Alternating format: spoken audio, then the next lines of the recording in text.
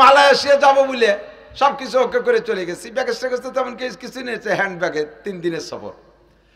তো ঢুকছি, ব্যাগেও কোনো সমস্যা নাই, পাসপোর্টের সমস্যা নাই, টিকিটের সমস্যা নাই, 3 ইমিগ্রেশনে পাস, বডি ইমিগ্রেশনে ধরা পড়ে গেছি। যারা ইমিগ্রেশন করে সবই আমার স্রোত, আমার চেনে। মেশিনের মধ্যে দাঁড়াইলেই ক্রিং ক্রিং করে ওঠে, লাল বাতি জ্বলে।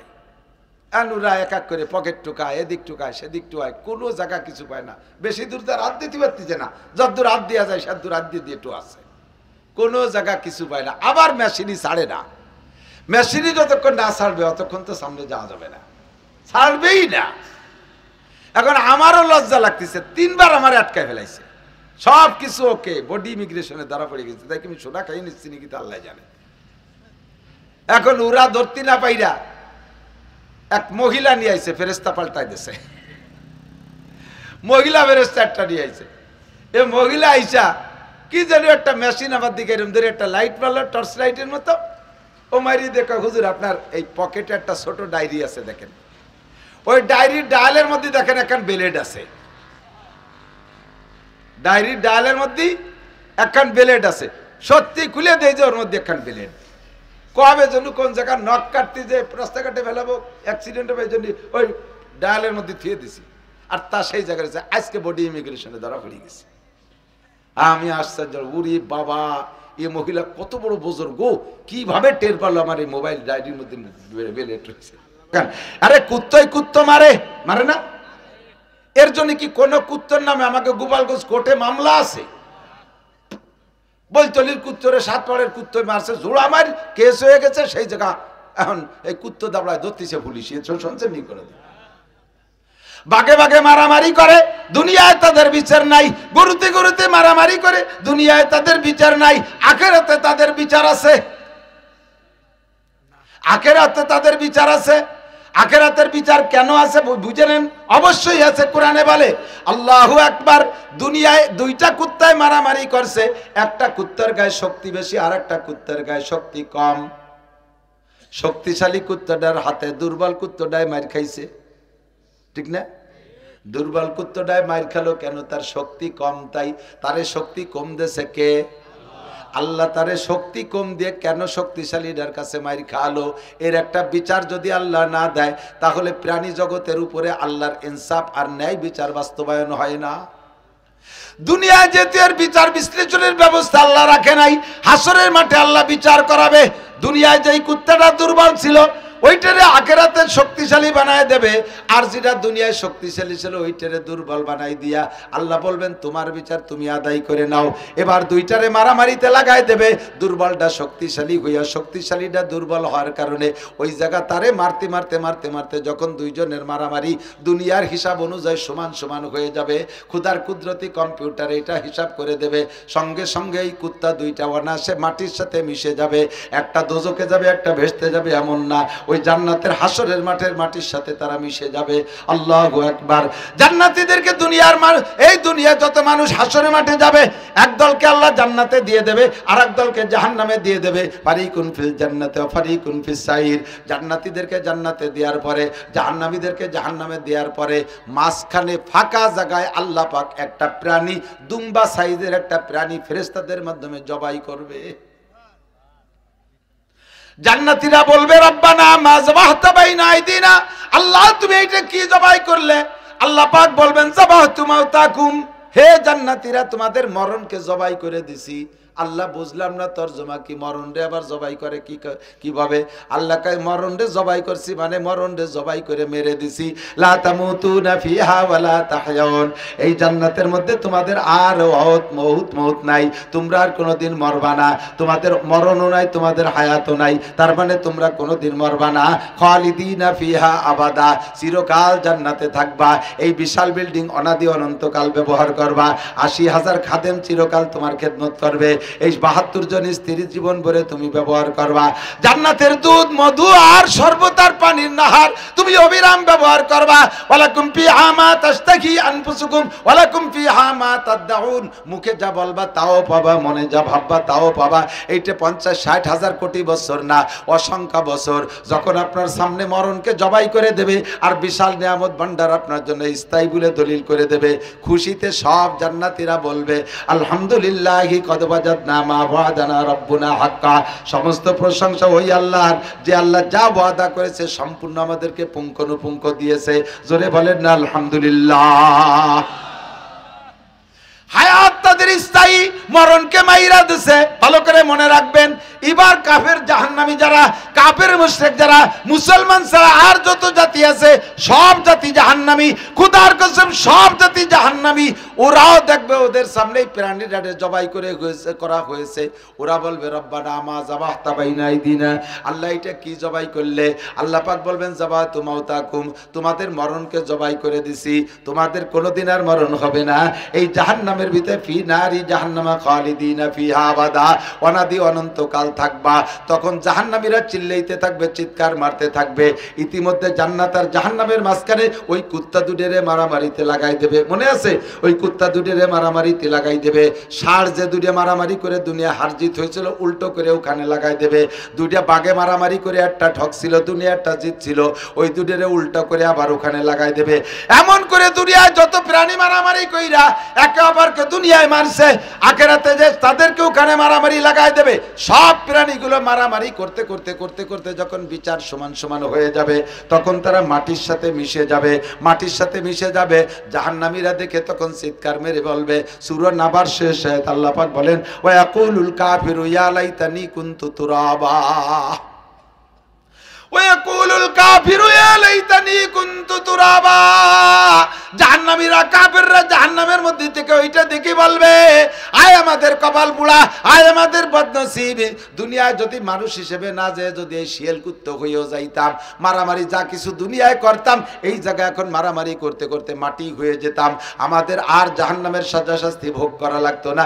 এই বলে তারা চিৎকার মারতে থাকবে আর বলবে, আর বলতে থাকবে রব্বানা আখরিজনা মিনহা ফাইন উদনা ফাইন্না জালিমুন।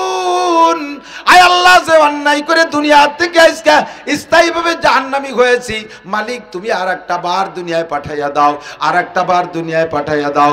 রব্বানা আখরিজনা মিনহা, আর একটা বার দুনিয়ায় পাঠাইয়া দাও। ওয়াইন ফাইন উদনা ফাইন্না জালিমুন। পরবর্তীতে যদি এই অন্যায় করি তাহলে জালেম সাব্যস্ত করে যে বিচার করবা কোনো অভিযোগ করব না, আর একটা বার তুমি দুনিয়ায় পাঠাইয়া দাও। এরকম করে চিৎকার মারবে আর ডাকতে থাকবে একটানা 70 লক্ষ বছর। 70 লক্ষ বছরের মধ্যে আল্লাহ পাক কোনো জবাব দেবে না। এ যুবক, পাগলামি করিস না, শোন, কান খাড়া কর। জাহান্নামে যদি একবার স্থায়ী ঠিকানা বানায় দেওয়া হয়, এমন করে চিল্লাইবি আর বলবি রব্বানা আখরিজনা মিনহা, আল্লাহ তুমি আর একটা বার দুনিয়া থেকে বের করে দাও। 70 লক্ষ বছর পর্যন্ত চিল্লানোর পরে আল্লাহ একটা জবাব দেবে। ভাবছেন যে জবাবটা পক্ষে হবে? জবাবটা কি দেবে শুনলে আপনার এখনই মাথা গরম হবে। আল্লাহ পাক বলবেন ইকসাউ ফিহা ওয়ালা তুকাল্লিমুন। ইকসাউ ফিহা ওয়ালা তুকাল্লিমুন। চুপ পড়ে থাক, আমার সাথে কোনো কথা হবে না। লা তুকাল্লিমুনি, আমার সাথে কোনো কথাই বলবি না। আলাম ইয়াতিকুম নাযীর। দুনিয়ায় থাকতে কি তোর কাছে কোনো নবী রাসূল যায় নাই, কোনো উলামায়ে কিরাম যায় নাই, কলেমার দাওয়াত কি তোরে দেয় নাই, নামাজের দাওয়াত কি দেয় নাই, এই কিসসাগুলো কি তোরে শোনায় নাই? আলাম ইয়াতিকুম নাযীর, কোনো ভীতি প্রদর্শক কি তোর কাছে যায় নাই? তখন আপনিও জায়গা স্বীকার করতে পারবেন না, আল্লাহর সামনে অ্যারেস্ট। বলতে বাধ্য হবেন কলু বালা কদ জা আনা নাযীর। আল্লাহ অবশ্যই আমাদের কাছে এসেছিল, আমাদের কাছে এসেছিল। ফাকাদ্দাবনা ওয়াকুলনা মা নাযালাল্লাহু মিন শাই। বলনেওয়ালাদেরকে বলতাম তোমরা সব বানাই বানাই বলো, এগুলো আল্লাহর কথা না। আল্লাহ বলতে কেউ নাই, আখিরাত বলতে কেউ নাই, জাহান্নাম বলতে কিছু নাই, জান্নাত বলতে কিছু নাই। এই বলে তোমরা অস্বীকার করতা, এই বলে আমরা অস্বীকার করতাম। আল্লাহ গলাবাত আলাইনা শিকওয়াতুনা ওয়া কুননা কওমান দাল্লিন। আমাদের কপাল, আমাদের দুর্ভাগ্য আমাদের উপরে প্রাধান্য লাভ করেছে, যার কারণে আজকে জাহান্নামে তুমি আর একটা বার পাঠায় দাও। আবার চিল্লাইবে 70 লক্ষ বছর, এরপরে আবার জবাব দেবে ইকসাউ ফিহা, পড়ে থাক এর ভিতরে, কোনোদিন আমার সাথে কথা বলবি না। ও মুসলমান আমার সোনা ছোট বাচ্চারা, পাগলামি করিস না, একটু শোন, একটু বোঝ। দাস্তা বকারাত গর্ষে বাসা ছাড়ে মার, আল্লাহর সামনে কিন্তু যাইতেই হবে, জবাব কিন্তু দিতেই হবে। কথা বলেন ঠিক কি ঠিক না? অন্য কোনো প্রাণীকে আল্লাহ তাআলা মিজানের পাল্লায় হিসাব নিকাশ নেবেন না। অন্য কোনো প্রাণীকে আল্লাহ তাআলা এমন করে 4টি ইমিগ্রেশন নেবেন না। এদিক থেকে ইমিগ্রেশন বিমানে যারা উঠছেন তারা জানেন ইমিগ্রেশন সম্পর্কে।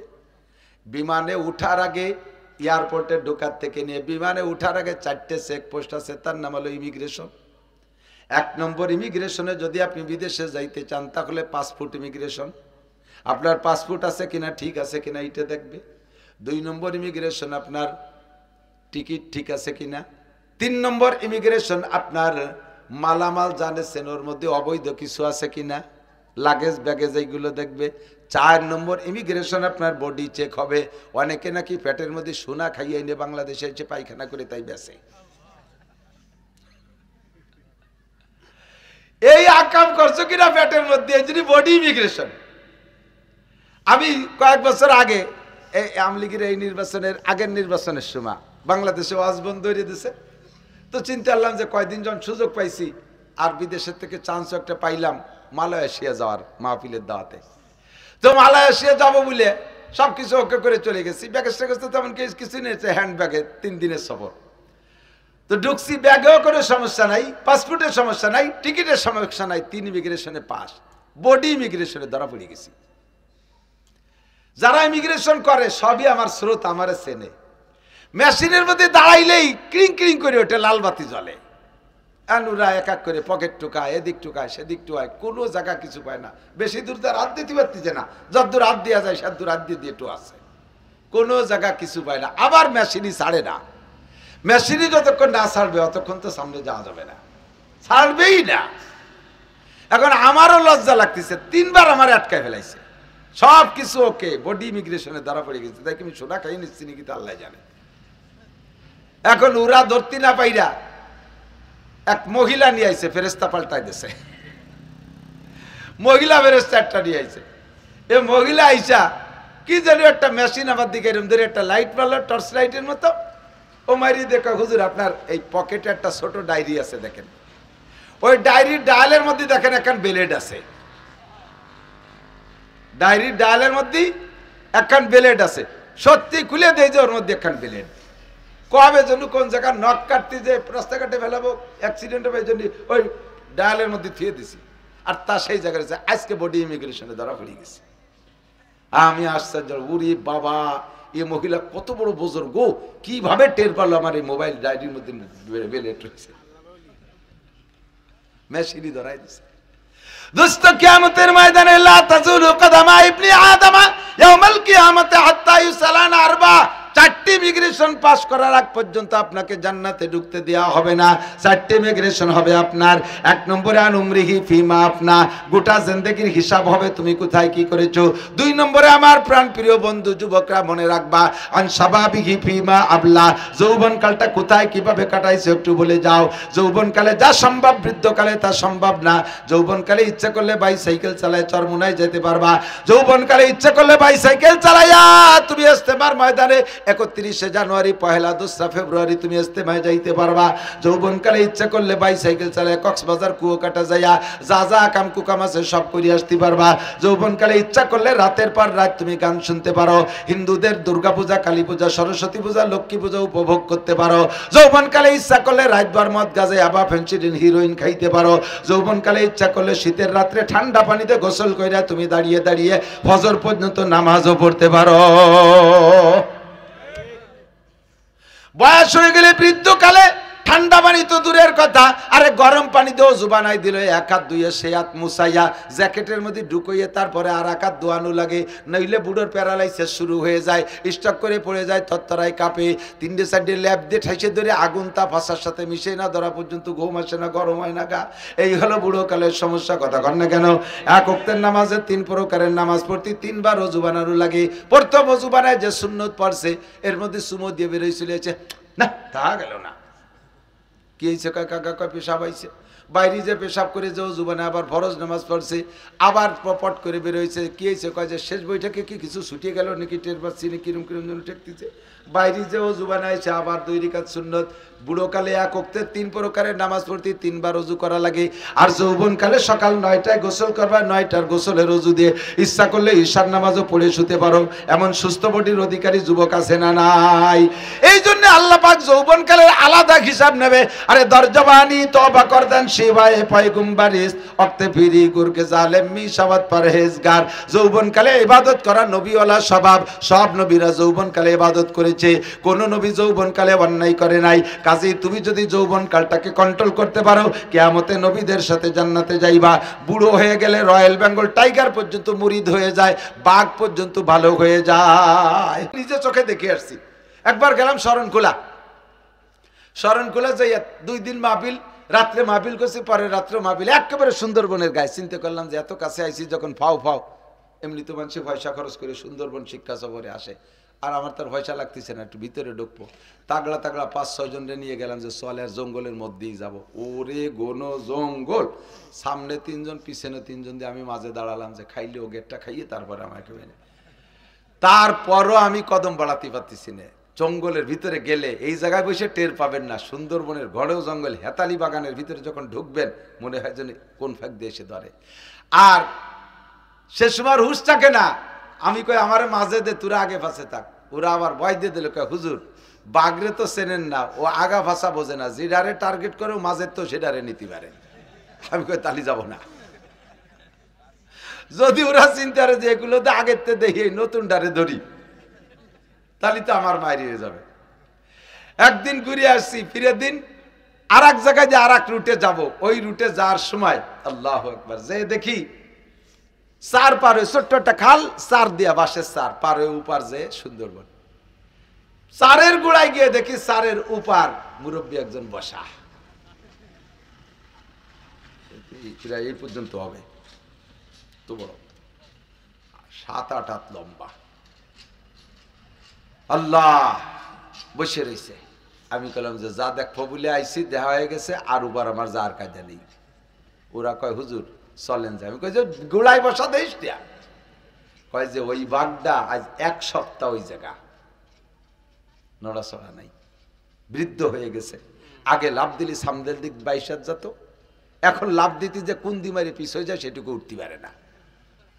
শিকার মিকার নাই, ও যে কি খায়। 1 সপ্তাহ ধরে ওরে চারের গোড়ায় দেখতেছি কোনো নড়াচড়া নাই। আর হরিণী তো বাঘ দেখলি তার কাছে আসবে না, অন্যাসে তার আসবে না যে কাকা আমি আইছি আমার দৃষ্টি খান, এরকম আসবে নাকি? যেই দেখে সে শরীর চাই, শিয়াল বান্দর টান্দর যা শিকার করে খায় সব শরীর। 1 সপ্তাহ ওই জায়গা বসা। আমি ওয়াজ সংগ্রহ করলাম, আল্লাহু আকবার। দর জওয়ানি তওবা করদান সেবায়ে পয়গম্বরিস। ও বাঘ যদি তোমার যৌবনকালে এরকম বসে তসবিহ টিপতে, তাহলে বুঝতাম যে তুমি বুজুর্গ হইছো, চরমনে হুজুর কাছে মুরিদ হইছো। বুড়ো কালে এখন লাভ দিলি সামনের দিক যাও না পিছিয়ে যাও, এই জন্য সারের গোড়ায় বসে বসে তসবিহ টিপতেছ। হ্যাঁ, নড়াচড়া করতে পারে না, সব বুড়ো সাইজ হয়ে গেছে। এই সমস্ত এখন যে কয়জন বুড়ো 80, 85, 70, 75 বছর বয়স, এই রাস্তা সে সময় এত ভালো ছিল না। গোপালগঞ্জ হাইটে চলে গেছেন, কথা কন না কে? ফরিদপুর হাইটে যে কোট করছেন, আপনাদের পায়ের ধাক্কায় জমি কাঁপছে।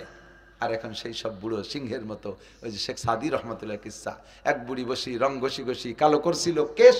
কহিলাম গো বুড়িমা তোমার বুদ্ধি তো আছে বেশ, পাকা চুল কালো হইবে হয়তো, কালো রং মাখাইলে কুজো পিটতব হবে না কো সোজা 1000 মালিশ দিলে।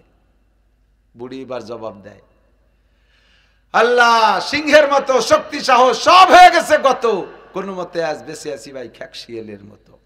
সাদি তুই আমারে ঠাট্টা করতেছিস। আমি এই বাস্তে যখন নতুন বউ হয়ে আসছিলাম, আমার স্বামীর অনেক ছাগল এই পাহাড়ের পাদদেশ দিয়ে চড়াইতো।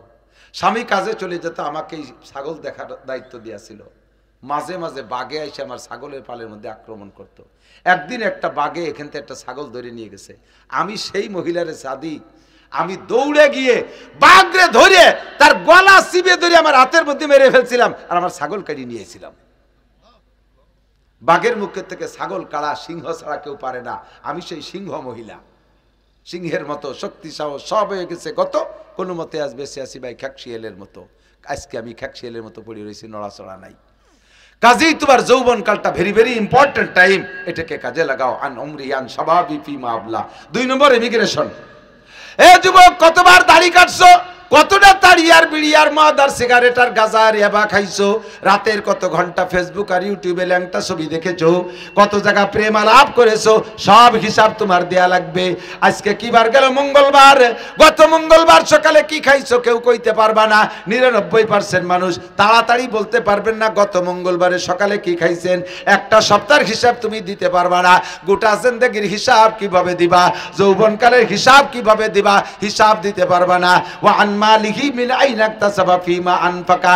এবার তোমার ব্যাগেজ চেক হবে, মাল ব্যাগেজ চেক হবে। মাল ব্যাগেজের মধ্যে কি আছে, লাগেজের মধ্যে কি আছে। আল্লাহ নবী বলেন আন মালিহি মিন আইনা ইকতাসাবা ফিমা আনফাকা।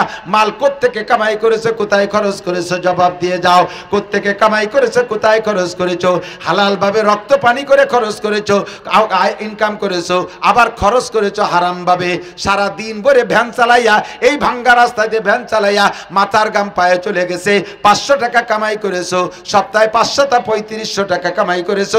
শনিবারে ব্যারাক অ্যাডামস কারিতাস বিআরডিবি স্বনির্ভর জাগরণী চক্র আশা প্রশিকা গ্রামীণ ব্যাংকের অফিসারকে কিস্তি দাও।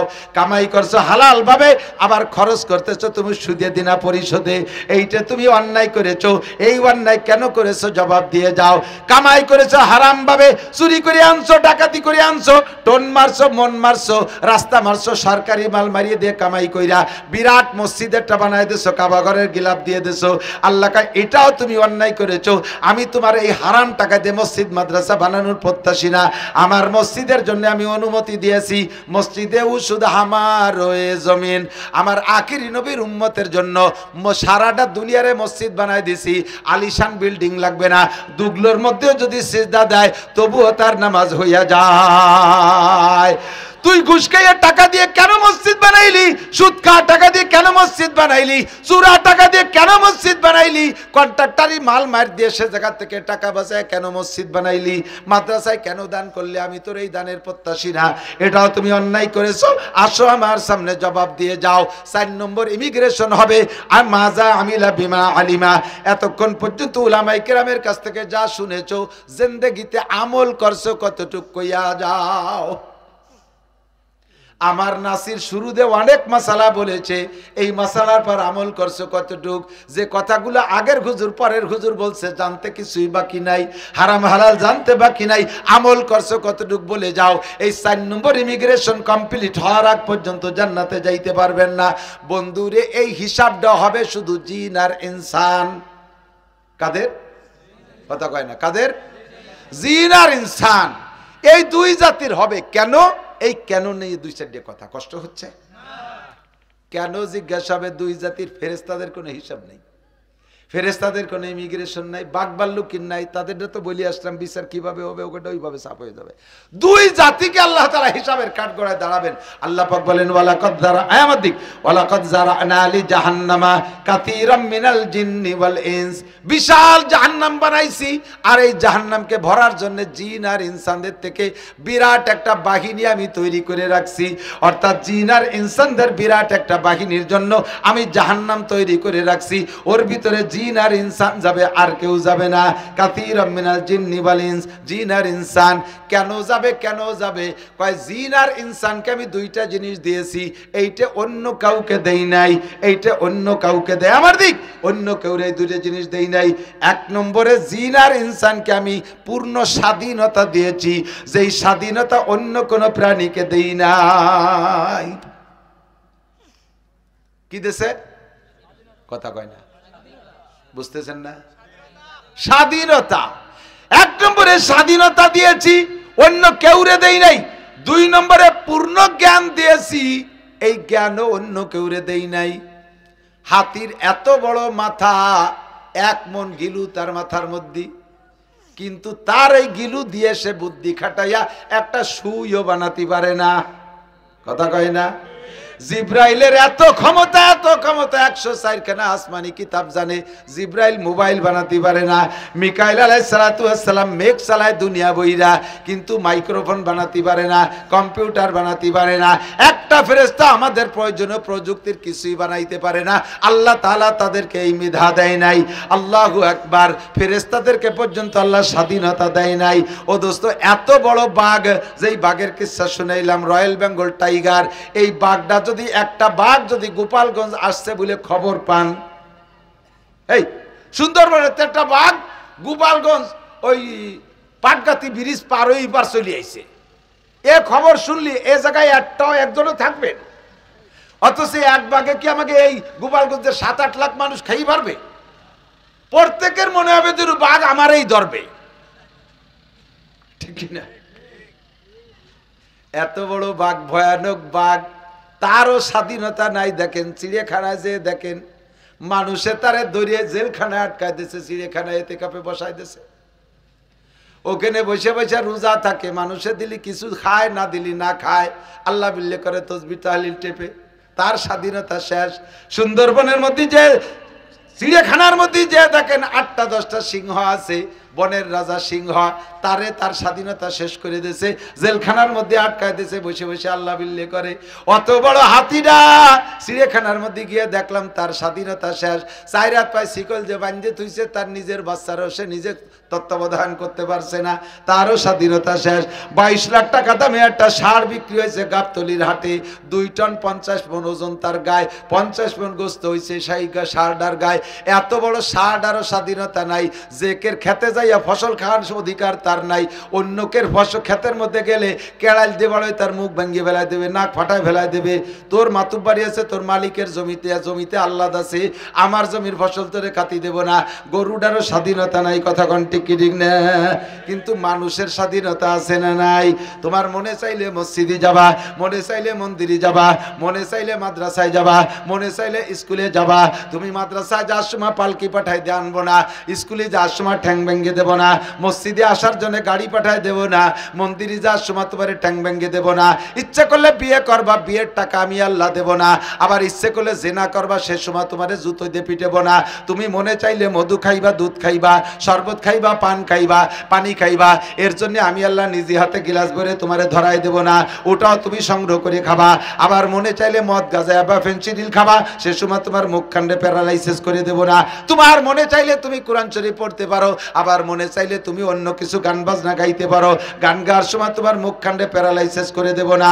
আরে মনে চাইলে তুমি ডান হাত দিয়ে মানুষের সাথে মুসাফা করে নেকি কামাই করতে পারো, মনে চাইলে স্ত্রীর সাথে মুসাফা করতে পারো, আবার মনে চাইলে কলেজের গার্লফ্রেন্ডের সাথে মুসাফা করে তুমি সেখানেও অন্যায় করতে পারো। তোমার এ জায়গা গেলেও আমি কোলে করে আনবো না, আর ও জায়গা গেলেও আমি ঠ্যাং ভেঙে বাড়ি ফিরেই দেব না।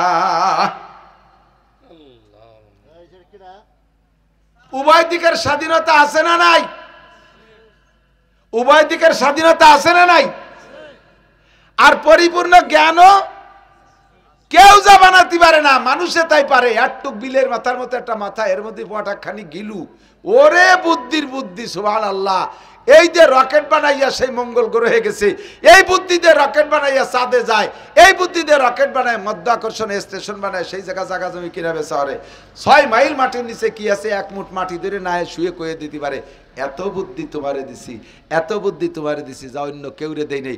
স্বাধীনতার বুদ্ধি এই দুটি দেওয়ার কারণে তোমাদের 3 জাতির 2 জাতির হিসাব হবে আমার কাছে, আর জাহান্নামে তোমাদেরকে দিয়ে ভরবো। তোমাদেরকে 3টি অঙ্গ দিছি, এই 3টি অঙ্গরে কাজে লাগাইলে তোমার ওই স্বাধীনতাকে জাগা মতো ব্যবহার করতে পারবা। ফামান শাহ ফাল্যুমিন ওমান শাহ ফাল্যাকফুর। আল্লাহ ক্লিয়ার বলে দিছে, যার মনে চায় ঈমান আনো, যার মনে চায় না ঈমান আনো না। যার মনে চায় আল্লাহকে আল্লাহ বলে মানো, নবীকে রসুল বলে মানো, কোরআনকে শেষ কিতাব বলে মানো, আর আর যার মনে চায় না মানো না, আমি তোমার দুনিয়ায় কিছুই বলবো না, খাবার দাবার বন্ধ করে দেব না, পানি বন্ধ করে দেব না, তোমার ক্ষেত খাবারের ফসল উৎপাদন বন্ধ করে দেব না, তোমার সন্তানাদি প্রোটেকশন বন্ধ করে দেব না। তুমি আমার আল্লাহ বলে স্বীকার করো না, তুমি অমুসলমান, হিন্দু, বুদ্ধ, খ্রিস্টান, এর কারণে তোমার ছেলে মেয়ে হবে না তা না, আমি সবগুলোই রানিং রাখবো। দুনিয়ায় স্বাধীনতা দিয়েছি, স্বাধীনতাকে যদি ডান দিক ব্যবহার করো তাহলে তোমার জন্য রয়েছে পুরস্কার, স্বাধীনতাকে যদি বাম দিক ব্যবহার করো তাহলে তোমার জন্য রয়েছে তিরস্কার। তুমি ভালো করে জেনে নাও, এই স্বাধীনতা দিয়ে ছেড়ে দিছি, উঠতে থাকো, আমি সাথে সাথে কিছু কই না, সাথে সাথে কিছু কই না। ফামা কিলিল কাফিরিনা আমি হিলহুম রুয়াইদা, আমি সুযোগ দেই, সুবিধা মতো, সময় মতো আমি ধরি, আমি ছাড় দেই কিন্তু ছেড়ে দেই না, আয়োজক আর কায়লোক ধরি। তবে তুমি জেনে নিও যুবক, যেদিন ধরবো সেদিন তোমার 14 গোষ্ঠী আমার হাতেতে ছুটোতে পারবে না। সারা বাংলাদেশের সমস্ত ক্ষমতা, সারা বাংলাদেশের সমস্ত ক্ষমতা তোমার হাতে থাকা সত্ত্বেও তুমি টিকতে পারবে না। আমি যেদিন ধরবো সেদিন তুমি আমার হাত থেকে ছুটতে পারবে না। কথা বলেন ঠিক ঠিক না? আল্লাহ কা ইন্না বাদশা রাব্বিকালা শাদীদ, ইন্না বাদশা রাব্বিকালা শাদীদ। দোস্ত, রাজনীতি না, প্র্যাকটিক্যালে বোঝানোর জন্য আমি উদাহরণ বলছি, ভুল বুঝবেন না, আমার দিক তাকান, ভুল বুঝবেন না। আল্লাহ তাআলা যদি কেউকে হারাইতে চায়, দুনিয়ার কেউ তারা জিতাইতে পারে না। কথা কন না কেন? ঠিক না? আমাদের আওয়ামী লীগের ক্ষমতার অবস্থাটা বাস্তব দেখেন। মাননীয় প্রধানমন্ত্রী জননেত্রী শেখ হাসিনা, আমি সম্মানের সাথে নাম উচ্চারণ করি, আগাগোড়া সবসময়, ওনার হাতে সেনাবাহিনী, ওনার হাতে পুলিশ, ওনার হাতে বিডিআর, ওনার হাতে আনসার, ওনার হাতে র্যাব, ওনার হাতে বিমান বাহিনী, ওনার হাতে নৌবাহিনী, ওনার হাতে ছাত্রলীগ, ওনার হাতে যুবলীগ, ওনার হাতে কৃষক লীগ। বাংলাদেশের অবশ্যই এখনো পর্যন্ত পার্ট পার্ট হিসেবে আলাদা করে আওয়ামী লীগের জনসংখ্যা বেশি, সব প্রধানমন্ত্রীর সাথে থাকলো, তারপরও টিকতে পারলো না। এটাই প্রমাণ জনশক্তিতে কিছু করে না। আল্লাহ পাক যদি ধরে তাহলে তার হাত থেকে ছোটা যায় না। কথা কোন ঠিক ঠিক না? জোরে বলেন ঠিক ঠিক না? সাবধান, সতর্ক থাকবা। আল্লাহ পাক বলে, এ যুবক, পাগলামি করিস না, আমি যেদিন ধরবো সেদিন ছুটতে পারবি না, আমি যেদিন ধরবো সেদিন ছুটতে পারবি না। ইন্না বাদশা রাব্বিকাল শাদীদ। স্বাধীনতাকে কাজে লাগাও, যৌবনকালকে কাজে লাগাও, এই সময়টাকে কাজে লাগাও, অর্থকে কাজে লাগাও, তাহলে আল্লাহ পাক রব্বুল আলামিনের পক্ষ থেকে আসমানি রহমত নাজিল হবে। কথা বলুন ঠিক ঠিক না? আল্লাহু আকবার। তো দোস্ত, এই আমাকে এই স্বাধীনতাকে কাজে লাগানোর জন্য আল্লাহ তাআলা 3টি অঙ্গ দিয়েছে। কয়টা? 3টি অঙ্গ। কয়টা? 1 নম্বরে ইন্না সামা, কান, শুনবেন, এই কথাগুলো শুনবেন। 2 নম্বরে আল বাসার, চোখ, দেখবেন। 3 নম্বরে ফুআদ, কলব, বুঝবেন, কলব দিয়ে বুঝবেন, ব্রেন দিয়ে। যুবক, আমার দিক খেয়াল করো, শোনা, আমি বলে থাকি, আজকে তো কথা এই দিক বেড়ে গেছে, তুমি এখন খেয়াল করতেছো না, মনে করতেছো যে এ ওয়াজ করা হুজুরকে দায়িত্ব, আমাকে দায়িত্ব, ঘন্টাখানিক শোনা, এরপরে তো যা তাই করবানি, এতে তো আর অসুবিধা নেই। তুই ইয়া অত ভালোই রে, শুনে লাভ কি? তুমি জেনে নাও, যদি আল্লাহ তাআলা তোমারে পছন্দ করেই ফেলে, তাহলে ওই জায়গা থেকে কান ধরিয়ে, জামা জুব্ব পরাইয়া, পাগড়ি পরাইয়া, তোমারে এই স্টেজে চেয়ারে বসায় তোমারে ওয়াজ করাতে পারে। পারে? জোরে বলেন পারে? আল্লাহর ক্ষমতা অপরিসীম, এইটাই আমি বলতে চাচ্ছি। আল্লাহ এরকমই পারে। এই জন্যই তুমি সব কথাগুলো শুনবা। লেখাপড়ার দিন শেষ হয়ে গেছে, পড়ালেখায় বাস, আহিয়ালা বাস হয়ে গেছে পড়ালেখার, যে আইনতে যাওয়ার দরকার সে আইনতে যাচ্ছে। কারণ এই বড় বড় মোবাইল হাতে ঢুকে গেছে, এখন আর কেউ পড়ে না, হুজুররাও পড়ে না, বড় বড় আলেমরাও লেখাপড়া বাদ দিয়ে মোবাইল নিয়ে, ফেসবুক নিয়ে বসে থাকে, ইউটিউব নিয়ে বসে থাকে, লেখাপড়া শেষ, সর্বনাশ। কাজেই পড়িয়ে লিখে যে স্টেজে বসবা, তাতে ডাইল হয়ে গেছে। যদি আল্লাহ তাআলা কবুল করে, এই উলামায়ে কিরাম যা বলে 2 অক্ষর মনে রাখবা, গুছাতি গুছাতি একদিন তোমার বস্তা ভরে যাবে, স্টেজে বসে ডাইলি দিবা, 2 মুছে খাতি পারবা, অসুবিধা হবে না। এই মাইক আর এই চেয়ারের বাড়ির দাম, বসতি পারলি টাহার অভাব নাই। এই জন্য খেয়াল করবা সব কথা। 3টে অঙ্গ। কয়টা? কয়টা অঙ্গ? 3টে অঙ্গরে ব্যবহার করলে স্বাধীনতাকে জায়গা মতো ব্যবহার করবেন না, কোথায় ব্যবহার করবেন আপনি বুঝতে পারবেন। 1 নম্বরে কান, 2 নম্বরে চোখ, 3 নম্বরে কলব। আল্লাহ পাক রব্বুল আলামিন এজন্যই বলেন যে আমি জান্নাত জাহান্নামের জন্য বহু মানুষকে তৈরি করেছি, জাহান্নামে অনেক মানুষকে দেব। তারা কারা? লাহুম কুলুবুল লা ইয়াফকাহুনা বিহা, যাদের ব্রেন আছে, কলব আছে, কিন্তু তারা যা বোঝা দরকার তা বোঝে না। আমার দিক লাহুম, ঠিক করতেছে, মাইকে ডিস্টার্ব করছে, খেয়াল করছো? লাহুম কুলুবুল লা ইয়াফকাহুনা বিহা, তাদের কলব আছে কিন্তু তারা বোঝে না, ব্রেন আছে বোঝে না। বোঝে না মানে বোঝে না তা না, কার জমি কারে দিয়ে দলিল করতে হবে, কিভাবে জাল দলিল করতে হবে এটা ভালো বোঝে। হিন্দু ভাইদের জমি ফেলাইতে হয়ে গেছে, ওইটা কিভাবে ডিসিআর কাটতে হবে এটা ভালো বোঝে। কারে দিয়ে কারে লাগাই দিতে হবে এটা ভালো করে বোঝে। যা বোঝা দরকার তা বোঝে না। কোরআন বোঝে না, হাদিস বোঝে না, ফরজ বোঝে না, ওয়াজিব বোঝে না, দোয়া কুনুত বোঝে না, আত্তাহিয়াত বোঝে না, দুরূদ শরীফ বোঝে না, দোয়া মাসুরা বোঝে না, সূরা ফাতিহা বোঝে না, কোরআন শরীফ পড়তে বোঝে না। যা বোঝা দরকার তা বোঝে না। ওয়ালাহুম আয়ুনুল্লাহ ইউবসিরুনা বিহা, যা দেখা দরকার তা দেখে না। কয় দেখে না তা না, কয় যা দেখা দরকার তা দেখে না। কোরআন দেখা দরকার, হাদিস দেখা দরকার দেখে না। মারে দেখা দরকার, আব্বারে দেখা দরকার দেখে না। স্ত্রী দেখা দরকার, ছেলে মেয়ে দেখা দরকার তা দেখে না। যাইয়ে গার্লফ্রেন্ডকে দেখবে, দেশের পাড়ার মহিলাদেরকে দেখবে, দুনিয়ার যত নোংরা ফোংরা গুলো দেখবে। এই জন্য মার খেয়ে গেছে। তাদের চোখ আছে, যা দেখা দরকার দেখে না। ওয়ালাহুম আযানুল্লাহ ইয়াসমাউনা বিহা, তাদের কান আছে শোনে না। শোনে না মানে শোনে না তা না, শোনে না মানে যা শোনা দরকার তা শোনে না। যা শুনলে ভালো হবে তা শোনে না, যা শুনলে নষ্ট হবে তাই খুব ভালো করে শোনে।